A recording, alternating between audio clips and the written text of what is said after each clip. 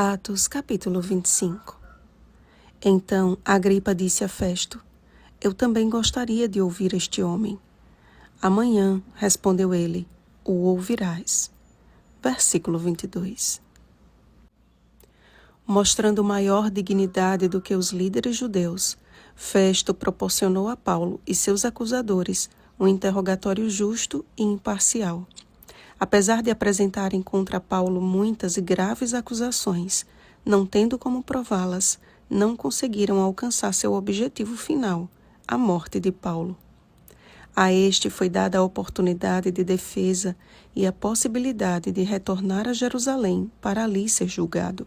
Contudo, munido de uma consciência tranquila de que nenhum pecado cometeu contra a lei dos judeus, nem contra o templo, nem contra César, ele apelou para o órgão máximo da justiça humana de sua época. Apelo para César. Seu apelo foi atendido e ali permaneceu preso até que fosse enviado à Suprema Corte. Passados alguns dias, o rei Agripa e Berenice chegaram a Cesareia a fim de saudar a Festo. Eram comuns essas visitas e trocas de formalidades entre as autoridades da época. Era uma forma de fortalecer os laços políticos ou de cortar relações caso a cordialidade não fosse mútua.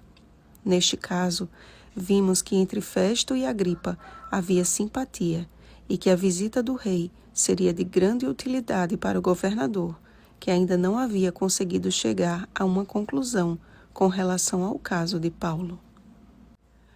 Percebam que, mesmo com a intenção de angariar palavras que pudesse escrever em documento oficial, Festo despertou em Agripa a curiosidade de ouvir o que Paulo tinha a dizer.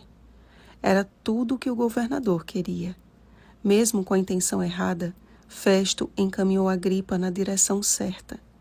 Aquela oportunidade foi dada não apenas ao rei, mas a todos os que estavam presentes naquela audiência extraordinária.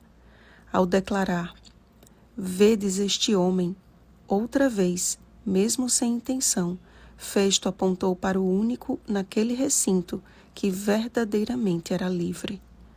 Não era apenas curiosidade o que despertava todos a desejarem ver a Paulo e ouvir as palavras do apóstolo, e sim a realidade de corações carentes por algo melhor e maior do que uma religião meramente formal. O que Paulo pregava e o evangelho que vivia não tinha a ver com certo morto, mas com aquele que é a ressurreição e a vida. João capítulo 11, versículo 25. E mesmo que mal compreendido ou ignorado, aquele servo de Deus permanecia firme na certeza de que sua postura estava em pleno acordo com o assim diz o Senhor. A prisão temporária daquele réu não foi suficiente para calar a sua voz e apagar o seu bom testemunho.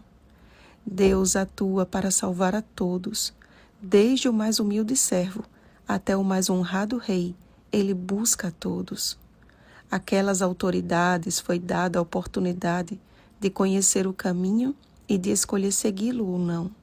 Porém, mesmo sentindo o coração arder e percebendo que nas verdades da palavra de Deus conseguem enxergar a luz que em nenhum outro lugar há, quantos têm dado para trás quando confrontados a abandonar as condescendências deste mundo?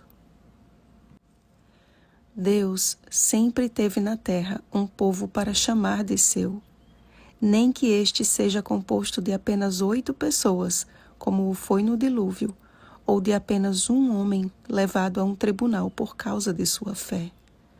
Deus possui seus representantes hoje também, homens e mulheres que, semelhante a Paulo, têm se esforçado por manter uma consciência pura diante de Deus e dos homens, que não temem em chamar o pecado pelo nome e que têm reconhecido a cada dia a sua condição de completa dependência do Espírito Santo.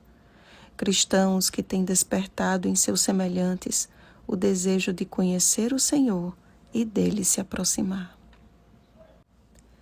Ser cristão, amados, não é ser esquisito, e sim diferente.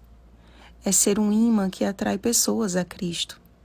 Pode ser que isso incomode alguns, mas a paz de Cristo no coração nos torna livres mesmo em cadeias. Que pelo poder do Espírito Santo, nossas palavras e ações andem em perfeita coerência. E ainda que chegue o tempo em que alguns manifestem não ter nada de positivo para dizer a nosso respeito, há um Deus no céu que milita a nosso favor e que em breve, muito em breve, nos dará recompensa eterna. Perseveremos em nosso relacionamento com Deus e logo o veremos face a face. Oremos, amados. Senhor, nosso Deus e Pai, como almejamos o dia em que o veremos face a face.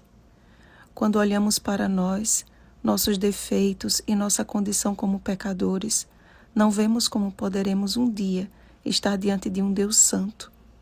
Mas cremos em Tua palavra, onde está a fiel promessa de que se confessarmos a Ti os nossos pecados, Jesus é fiel e justo para nos perdoar e nos purificar de toda injustiça. Ó Senhor, perdoa-nos e purifica-nos. Prepara-nos para o breve encontro contigo. E se formos levados perante as autoridades desta terra, que de nossos lábios saiam as palavras que testifiquem da autoridade celestial que vive em nós. Enche-nos do Espírito Santo, Pai. Em nome de Jesus. Amém. Vigiemos e oremos. Bom dia, representantes de Cristo. Oremos pelo batismo do Espírito Santo. Oremos uns pelos outros. Rosana Garcia Barros.